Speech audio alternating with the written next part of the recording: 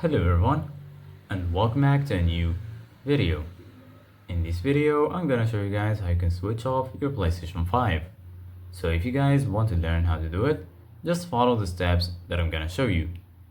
As you can see guys, I'm right now on the PlayStation 5 and this is how the homepage looks like. So right here, as you can see guys, you're gonna find your games and applications, and in the right you're gonna find your game library where you're gonna find all of the games you installed. And right here, as you can see guys, you're gonna find PlayStation Plus and also PlayStation Store. And in the top, you're gonna find all of the sections.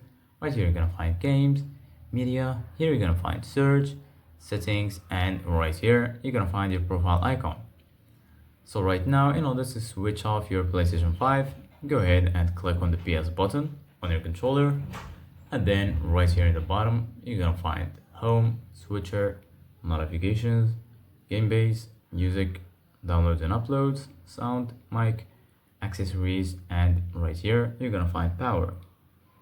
Go ahead and click on power, and then once you do that, right here you're gonna find three options: enter rest mode, turn off PS5, and lastly restart PS5.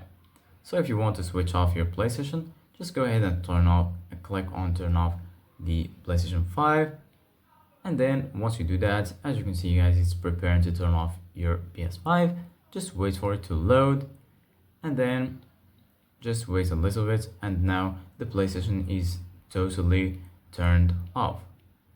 So right now, if you want to turn it on again, just go ahead and click on the PS button, and then you're gonna be able to turn on your PlayStation 5.